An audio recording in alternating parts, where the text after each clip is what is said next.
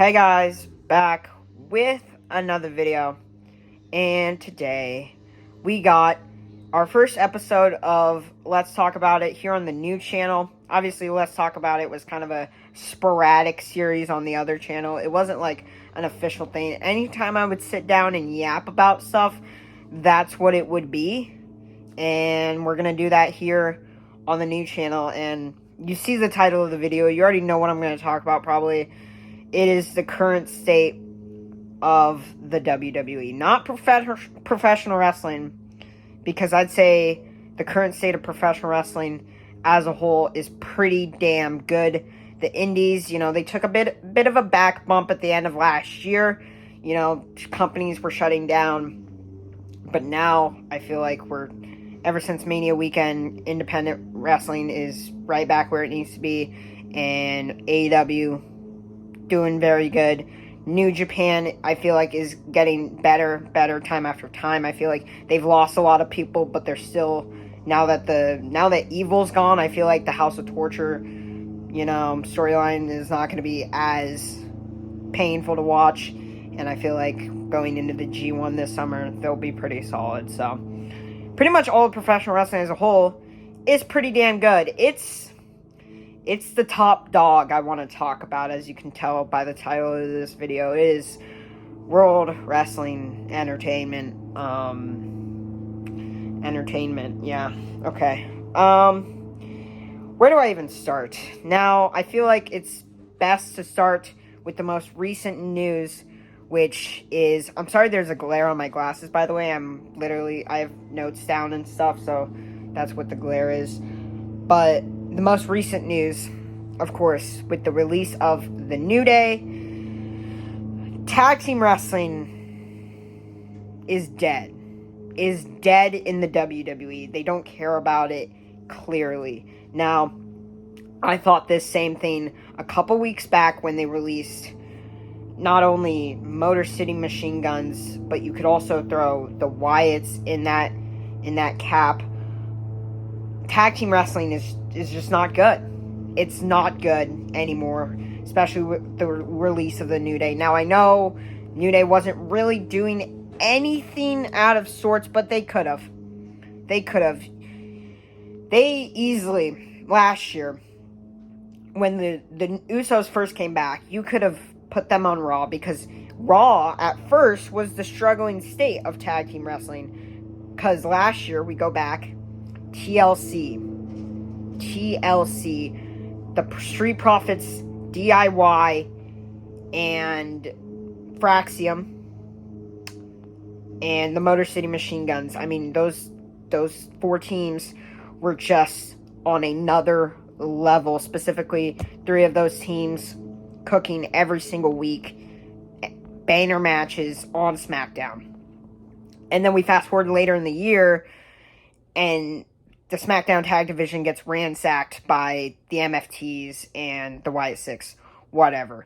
You look over on Raw, you need to do something on Raw. They bring the Usos back. Okay, we got something here. The New Day, they still don't do anything with. You have Penta on Raw. You easily could have brought Rey Fenix over, and they still could bring Rey Fenix over to Raw and have the Lucha Bros. Like, there was a universe where we could have gotten Lucha Bros, New Day, and Usos, and you just sat back and didn't want to even think about it. Now, before I dive farther into this video, I feel kind of hypocritical talking about all of this, that I hate this company or whatever, because in the end of the day, I still tune in every Monday, I still tune in every Friday, but man, it's been tough as of late. And I really realized that after watching last night's episode of Friday Night SmackDown. I watched it for 3 hours, and it was possibly the hardest 3 hours I had to ever get through. Now, last night's episode wasn't even the worst compared to some of the others. Like, a couple weeks ago, I think it was. It might have been the SmackDown before WrestleMania or the SmackDown after WrestleMania. It was bad. So, SmackDown as a whole, bad. But going back to what I was talking about, the tag team division. They don't care about tag team wrestling. They don't. They truly, truly don't. If you release the New Day, get rid of Tommaso Ciampa, splitting up DIY, getting rid of the Motor City Machine Guns. Last year when they sent Andrade back to AEW, getting rid of the fun new team that he had with Bray Phoenix. They genuinely don't care about tag team wrestling, and it's tough to watch. And that goes straight into all of the releases that have happened. Not only tag team wrestling, but you have talented ass people like Aleister Black and Zelina Vega and Kairi Sane, who were in the middle of storylines that either you could have, jumped on with Aleister Black, or Kairi Sane, who was in the middle of a storyline with Asuka and Io Sky. And now Asuka and Io Sky's match at Backlash is just going to feel dull without Kairi Sane, who is literally the main moving point in the storyline. And I get it, every year it's become apparent that they have to do these big batch of releases, especially when they brought up so much talent from NXT. Ricky Saints, Ethan Page, JC Jane and the rest of Fatal Influence, Sol Ruka, Blake Monroe. The names are endless for how many people they just brought up to NXT, which I am scared that it's just going to be the same story over and over again. With how many people they brought up from NXT, eventually, like those people that have gotten released, they're just going to get lost in the shuffle. Now, the other thing I want to go over is the never-ending Bloodline Saga. Now, this, I'm mixed on, because I see it as a good thing, and I see it as a bad thing at the same time. The good part of it, the good part of the Bloodline Saga continuing, is this match with Jacob Fatu and Roman Reigns at Backlash, I think is going to be freaking incredible. You know, it's a one-on-one match that we truly haven't seen, at least with peak Jacob.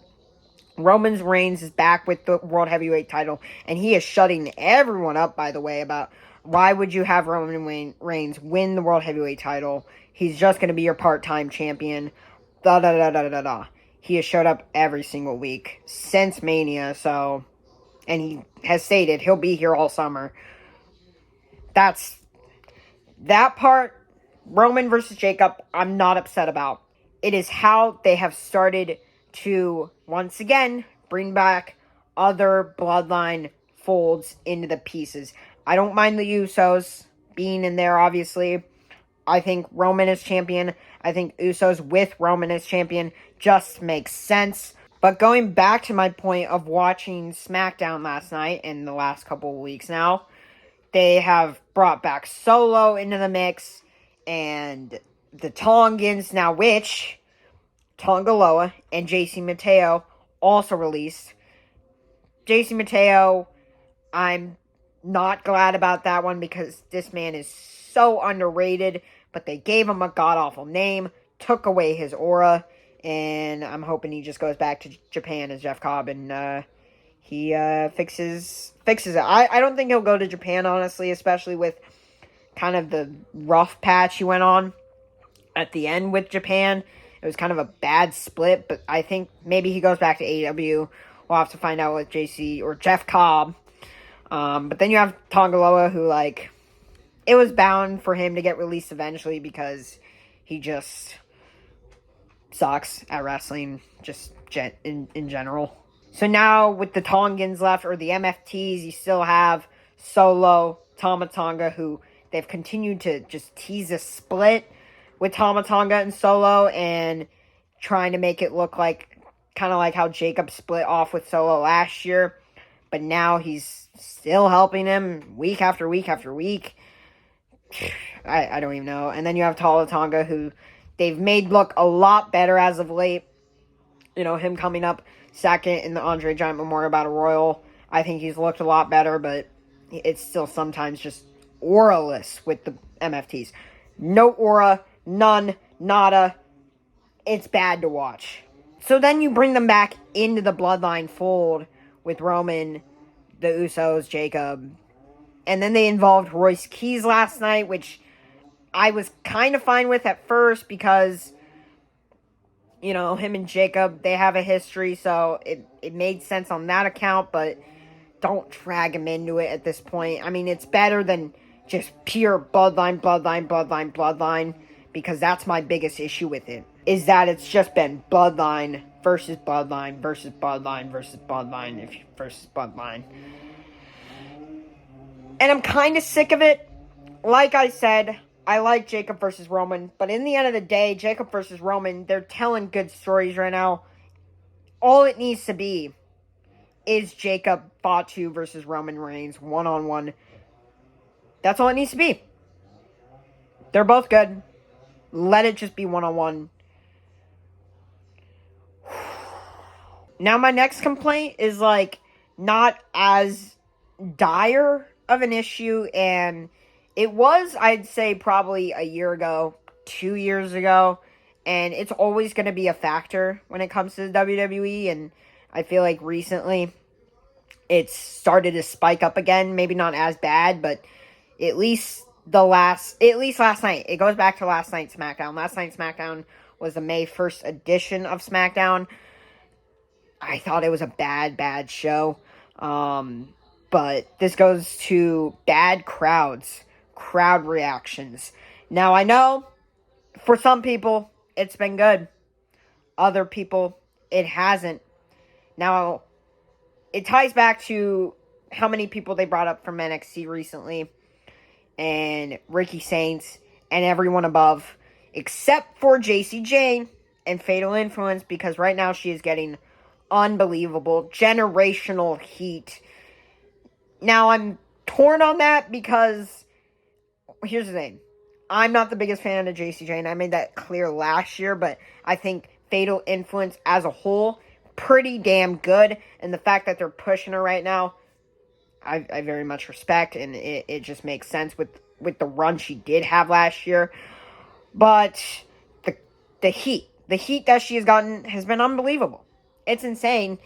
It's almost like she got the heat immediately. Now, I know she had that bad heat in NXT, so sometimes it's weird, because it's like, depending on where they are, depending the city they're in, it feels like, okay, and they're bringing in this new NXT talent, they get over, and they're like, okay, so you watch the NXT product, and then there's moments last night where it's like, Ricky Saints comes out, you know, he was their top dog for a year. It's Ricky Saints. He blew up, immediately won the North American title, immediately won the NXT title, and then, you know, his momentum kind of died down a little bit the last couple of months, but he was clearly ready from day one to be in WWE, kind of like a Blake Monroe, or in WWE, on the main roster, kind of like a Blake Monroe, or even an Ethan Page, or other people like that, where it's like, you could bring them to the main roster immediately,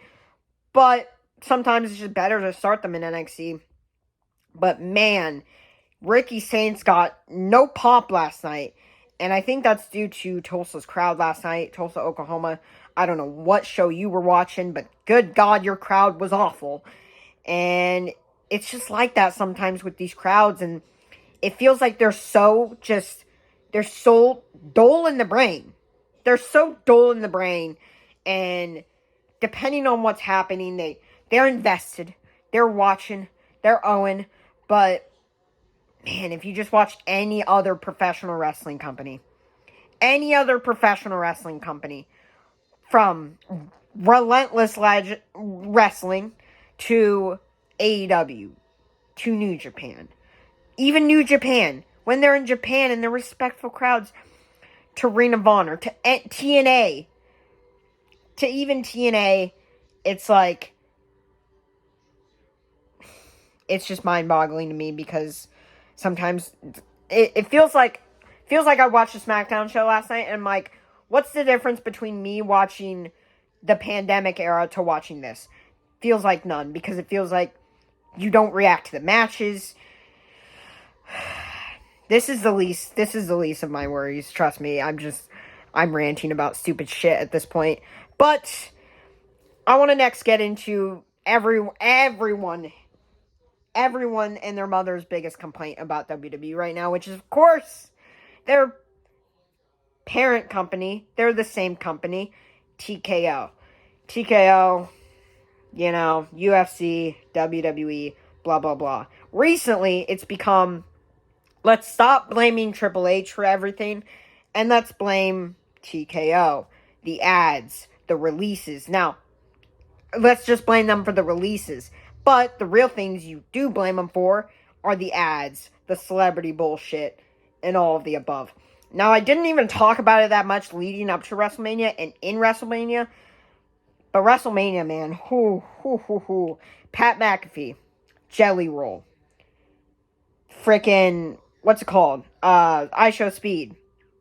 Now, as much as those people had cool moments, that's all TKO, I feel like, cares about in the end of the day. They care about the views and the moments. And Karrion Kross, that man, Killer Kross, made it abundantly clear last year when he said, all they care about nowadays are viral moments. Ever since the Logan Paul era started in WWE, that's all ever since Logan Paul came in and had multiple big moments or whatever, that's all they seem to really want to capitalize on is the big moments, the views, the money, the etc. I know that's how you are as a company. That's how any company is in the world today is the money. Obviously, that's how it works. And it became even more just too meta and too weird when you had CM Punk saying lower the ticket prices. Now, that shouldn't be a thing that a superstar has to set in their promo, because now it just feels like, oh, you're becoming too aware and it's not fun anymore. Or not fun, but like it's not real anymore if you're the ones that are saying lower the ticket prices. It only makes sense if the people in arenas are the ones saying lower the ticket prices and all of the above. And I feel like we've seen a lot more the last year at least. People will show up at like the press conferences during the what's it called? The post shows of the PLEs and stuff. People will show up with signs and stuff about TKO, and those people, they're the real ones, but real ones. But it's just bad sometimes. I don't like being the one, though, like every other wrestling fan right now, to complain strictly against TKO. They're the bad ones. They're the ones ruining everything. In the end of the day, it's a massive company with 1 million people, and Triple H, Dwayne, I'm looking at you, and all the producers, and etc. It's not a one-man show in the end of the day. And the man running that show, Triple H, also has to take some responsibility. Because it is just insane to me. Because in my opinion, the greatest professional wrestling show / era has always been NXT for me. And they're still, I'd say, next to probably it's like a two-way tie between AEW and TNA, but my favorite show every week has continued to be NXT. NXT, except for during the 2.0 era. We don't talk about it. That was bad times. But to be fair, man, the 2.0 era had an incredible class. I can't believe I'm saying this man's name first out of it, but Solo Sikoa, he was technically in the 2.0 era. Trick Williams, Carmelo Hayes, Oba was at the end of the 2.0 era. Tiffy, Ilya Dragunov. I mean, just so many names in that 2.0 era that made it out and made it alive. But Triple H, this is the same guy. When we complain about the current product and what it is, a lot of times you blame Triple H. It's throw up the GIF, absolute shit or whatever.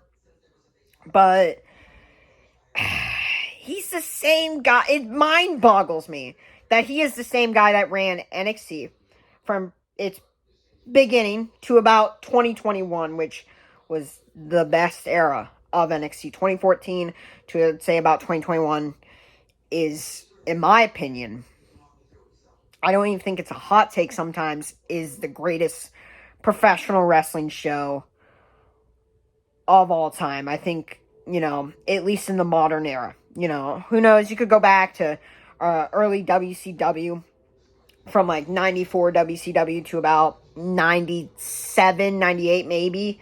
Or if you want to go more modern, you can throw a 2019 beginning of AEW to 2021 AEW. Those are some of the greatest professional wrestling shows of all time. I think NXT specifically is under that banner. It's insane to me that this is the same man that ran that show, because you can't say, oh, it's Triple H. Of course he's not going to know how to book tag team wrestling. Look at the tag team division back in NXT, and you say, oh, they don't have the talent. They have the talent. They do, or should I say, had the talent to do these things. And instead, sometimes we feel like we see the same people. And once again, I'm not throwing it all on Triple H. I'm not. But you need to be consistent. And sometimes, recently, this man is not. He's been the total opposite of consistent. Now, I feel like what needs to be the number one complaint for people is probably, especially if you go ahead and compare it to other companies, is match quality. Match quality, and that goes back to WrestleMania. Now, this was probably, as far as match quality goes, one of the worst WrestleManias I've seen in at least a couple of years, as far as match quality goes, because at least in some of those bad eras, those bad times of WWE, 2018, 2019, now, I don't know if I should say that, because WrestleMania 34 and 35, both not good, great WrestleManias at all. 35 was pretty decent. It was just long. That's why it was the last WrestleMania with one night.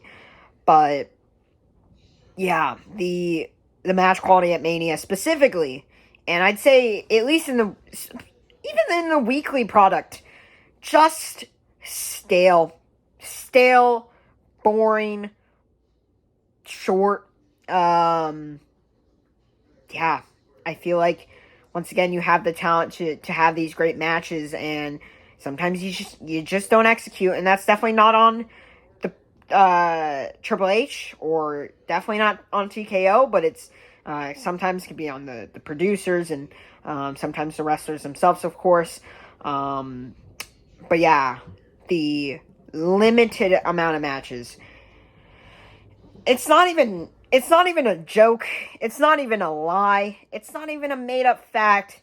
But the fact, it's a real fact, in that night one of WrestleMania, the combined amount of time for matches for the women's matches were shorter than the amount of time that the Hulk Hogan documentary on Netflix was shown.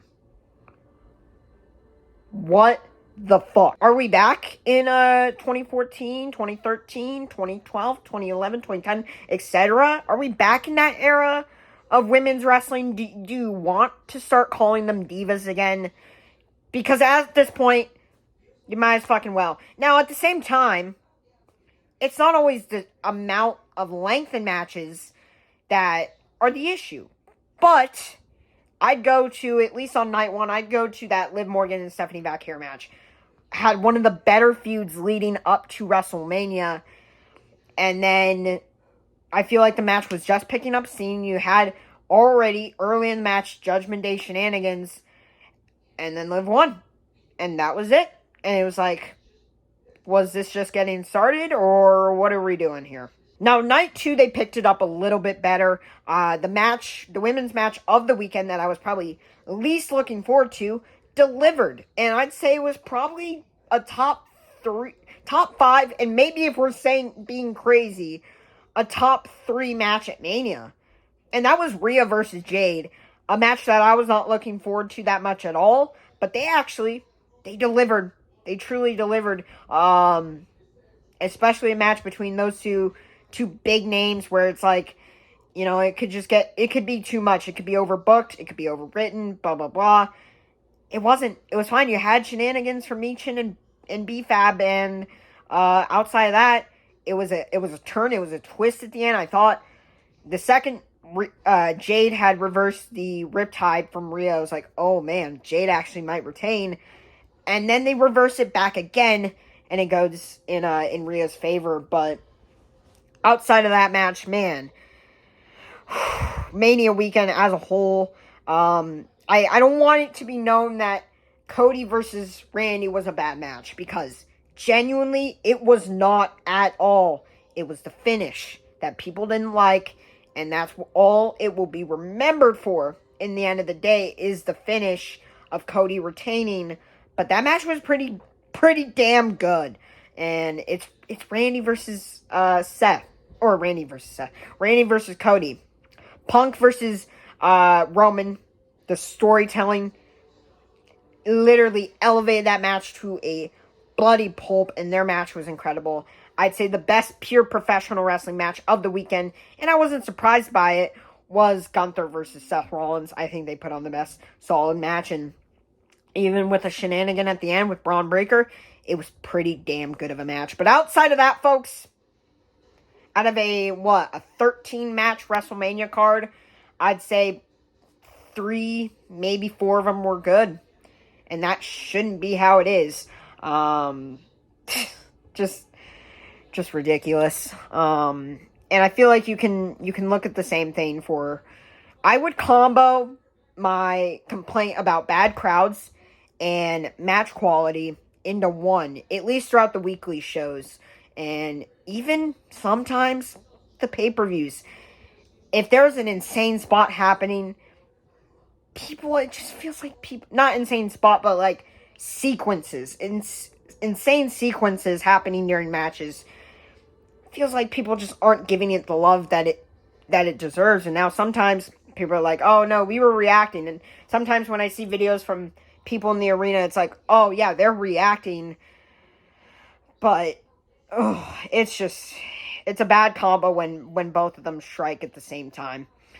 And I'd go back to comparing those two things from WWE to any other wrestling company when it comes to match quality combined with how the crowd reacts to a match. Now, the next thing I want to complain about, and I like how I say complain, hate on, as the title tells you, is something not only I'd say WWE has a hard time of doing, I'd say every pro wrestling company has a hard time of doing, and that is their booking of their champions. Now, it's not every champion.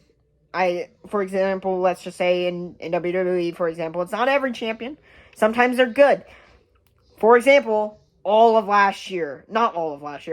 the second half of last year with the United States Championship, in my opinion, with the mid-card titles specifically, and you can do it with the world titles if you want to have a really damn good show, but it's the booking of the champions, and the U.S. title at the end of last year.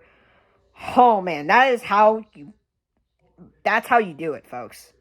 Carmelo Hayes, Ilya Dragunov, just putting on banner after banner after banner every week with whoever, Johnny Gargano, Tommaso Ciampa, just cooking.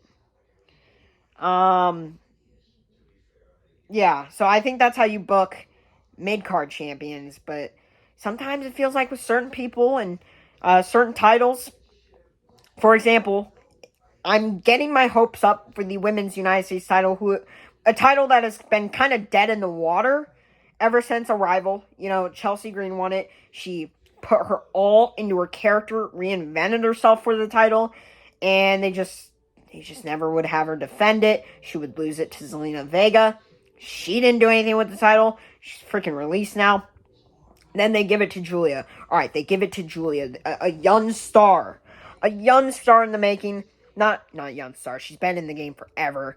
Japan. She's done it all over there. So it's like, alright, you have a You have someone like Julia, who they pushed to the moon in NXT. To the moon in NXT. Pretty much had her win the NXT title a couple months in. So you think, okay, they're about to cook now. And then they don't. They put her with Kiana James, and it's okay. It's fine. It's solid. It gets Kiana James more over than it gets Julia. And she would lose it to Chelsea again.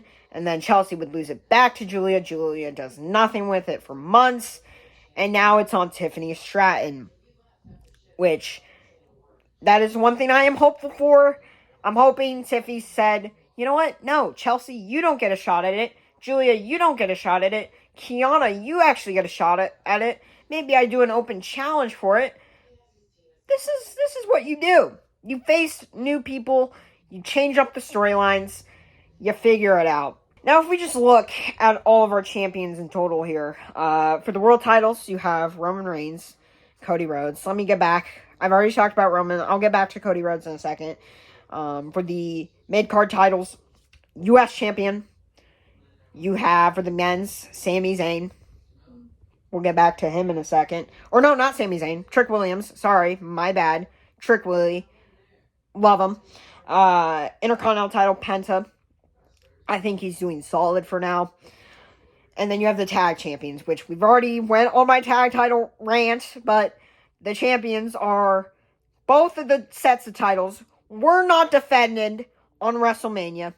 Even last year, when the titles were, at least the World Tag titles were in the gutter, they still put those titles on Mania with the War Raiders and the New Day or whatever. But the champions are, World Tag Champions are the Vision and the Damian Priest and R-Truth. I couldn't even remember. A thrown together tag team. Yeah, they're doing fun stuff right now. But it's just, it's not tag team wrestling. It's not how tag titles should be treated. And it's effing awful. It's effing awful sometimes with how those titles are treated. Women's IC champion, you got Becky Lynch, which I feel like she's been just champion forever. I feel like everyone in between her is just filler at this point. Lyra was the champion before. She did pretty much, she did stuff with it, but pretty much little to nothing with it before the Becky Lynch storyline. Then it picked up, and then, who was it? Maxine Dupree. Maxine Dupree won it, and she hasn't done anything ever since she lost the title. And even though they tried to get this Natty and Maxine story, in front of us, and then they just kind of have dropped it recently. But then you have, after Becky, it was AJ. And it was like, okay, we're going to get a bunch of AJ Lee dream matches. Nope, let's just face Becky again, drop it back to her, and now AJ looks like she's pretty much out the door for a little bit, so it's just frustrating. And the IC title, I like what they're doing now, though. I think Becky is gonna get back to trying to defend the title, hopefully on a consistent basis. Who was it? You had Io Sky, who showed up for an open challenge last week, and I thought for maybe just a small tad bit second that we were gonna get Io Sky as IC champion.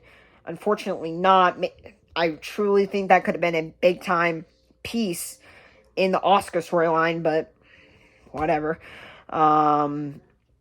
So championships, I feel like need to be your goddamn forefront when it comes to booking, but instead we would rather just do Los Americanos versus Javon Evans every week. Now, I'm not blaming any of three of those guys, because Tyler Bate, Pete Dunne, both incredible. Javon, I could go on all day about that kid. He's pretty damn good, if I'd say so myself.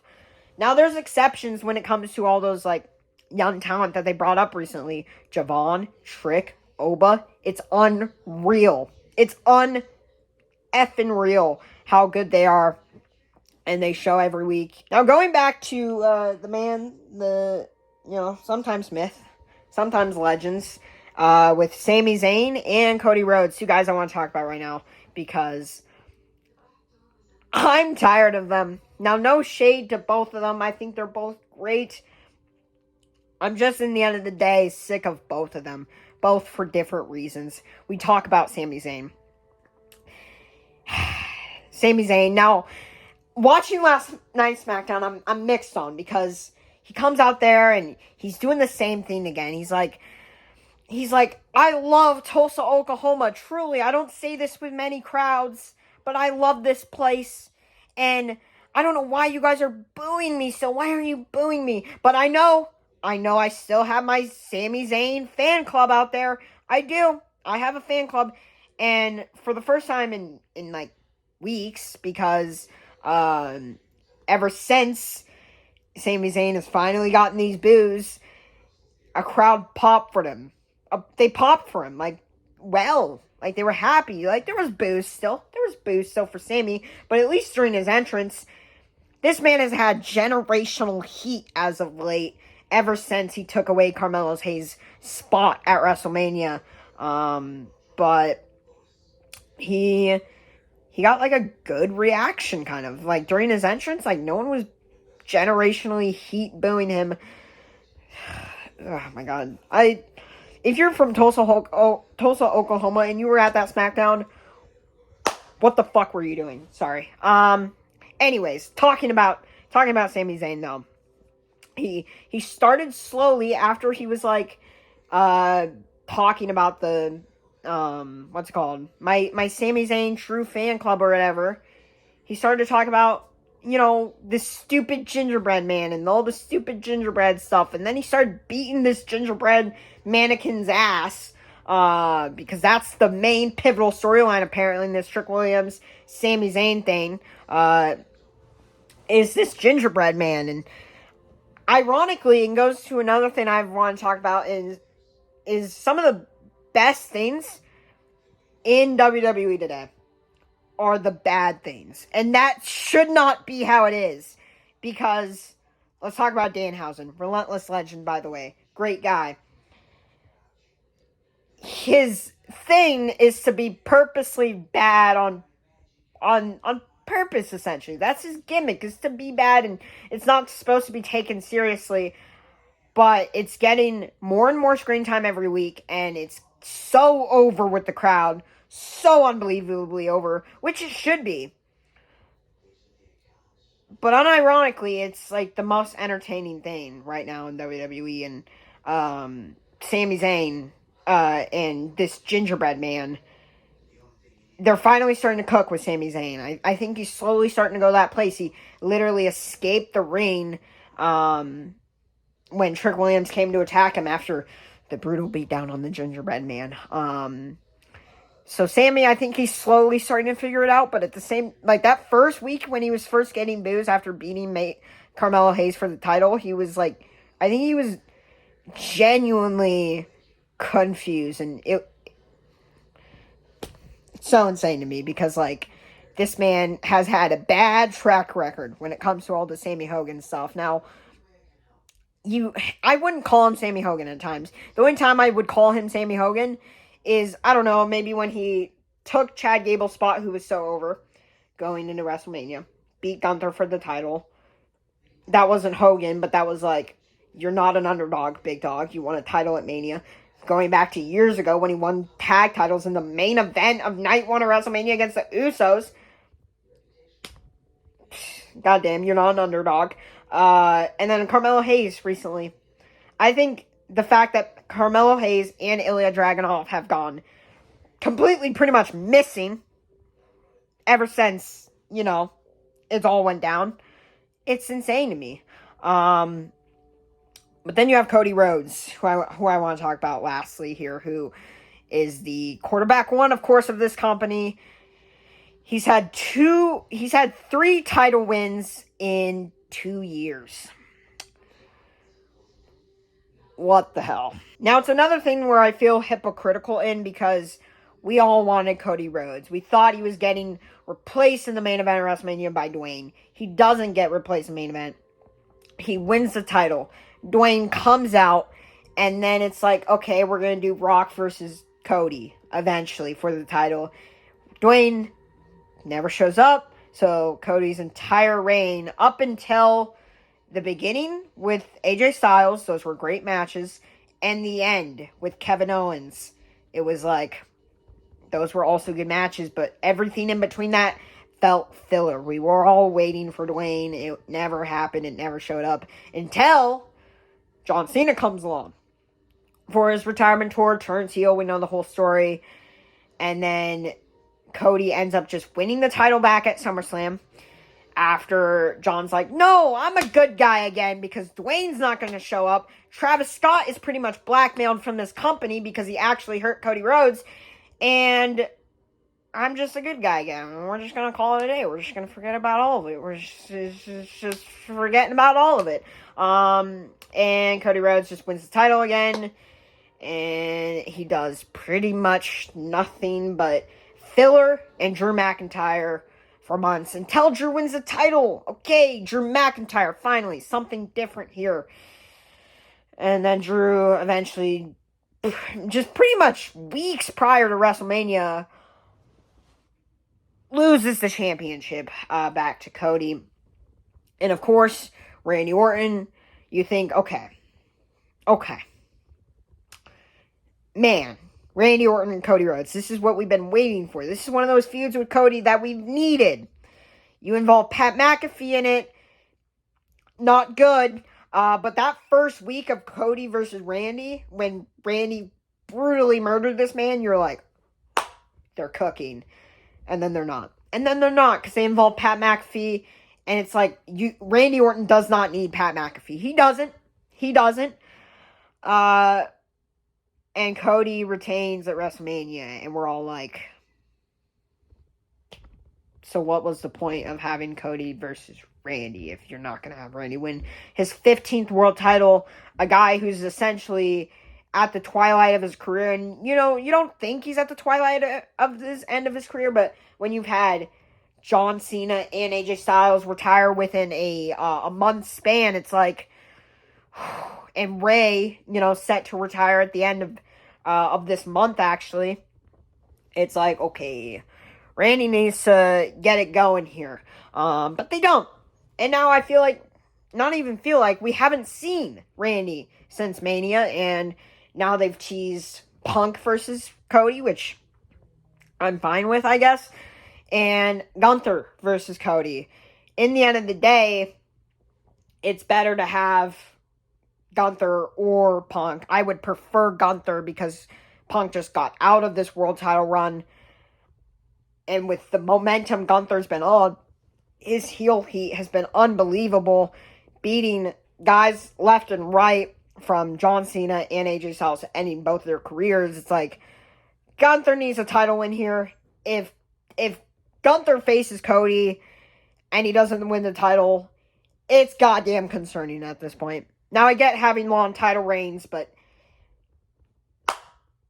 dude, Cody, I get it. He's the quarterback one of this company. He's their new John Cena. He does all the Make-A-Wishes and all that and all this and all that. I'm not even asking for him to turn it heel anymore. I'm just asking for him to do anything else but the world title picture. It's not that hard. You don't need your top guy to be number one on the top. And that's been shown with guys like John Cena. When Cena wasn't at the top and he was still their number one guy, like I'd say around 2014, 2015, when he would eventually get out of that world title picture, go to the U.S. title picture. You could do the same thing with Cody. It would feel refreshing. It would feel new. Having these matches with guys he hasn't had matches before. And watching the match with Ricky Saints last night, I feel like I've seen that same story with Cody Rhodes year after year after year. He first had it when he faced Carmelo Hayes, when Carmelo Hayes came up from the main roster. And then you kind of saw it at the end of the last year when he had that mini feud with Aleister Black. It was like, okay, he's giving guys the rub, but he's not fully putting them over. And I'm not blaming it on Cody, of course, but in the end of the day, people are going to have the same reaction that they had to John Cena in 2012 with, we all hate John Cena, we're tired of him being thrown in our face. What did WWE do to that? they said, oh, you're tired of John Cena being thrown in your face? We're gonna have him face The Rock at WrestleMania, lose, and then the next year win the Rumble, win the title again, and just continue to be John Cena. So people will get tired of it, and eventually you're going to run into the same issue that you had with John Cena, and that is way too damn long for a heel turn and for it to fall flat. Now, in the end of the day, I know I'm just a fan. That's all I am in the end of the day. I can complain time after time, day after day, all I want, but it's not going to change anything. But I just want to sit down here and release a little rant right now because I have had so much building in this brain of mine about the way WWE is ran today. I still want to love them. I still want to watch the product every week, but sometimes it can just get a little too damn frustrating. So let me know your guys' thoughts. If you want to see more Yap videos like this, especially about wrestling. I didn't even do it like AC News style. I didn't do it the voiceover. I sat here and actually talked in front of the camera. And yeah, so this company is just rough to watch. But NXT, I'm refreshed on that. There's a bunch of new names. Will Cruz, Evil. It's been great. TNA has been as of late for me. I feel like they've lost a few names and it's kind of back and forth, but it's still a solid product week to week, I'd say. And then you have AEW, who are just, I think right now specifically, are cooking on all cylinders, specifically with the weekly product. You say, oh, AEW only has good pay-per-views. Lies. Straight lies. When you can watch a Dynamite and see a 5-star banger like Tommaso Ciampa versus Darby Allin, it's like, no, they don't just have good pay-per-views. They have a good weekly product. Oh, they can't tell storylines. That's also a lie, because when you see storylines that they've started to cook up even more with Osprey and the Death Riders, and I'd say what am I trying to think of? I mean, just all time, like the last year with Swerve and Hangman and MJF and everything he's done for them. And yeah, I feel like I'm tired of tribalism in wrestling. That's my number one thing. Just watch professional wrestling. Just watch professional wrestling, and I hate that people are like, oh, I love professional wrestling, but I only watch WWE. I'm a WWE dick ride or dyer. But in the end of the day, watch what you want to watch. That's it. And I hope you guys enjoyed this video today. I gotta get out of here before I rant even longer. I hope you guys enjoyed it. Please comment, like, subscribe, and hit that notification bell so you know when I post a new video. Bye, guys.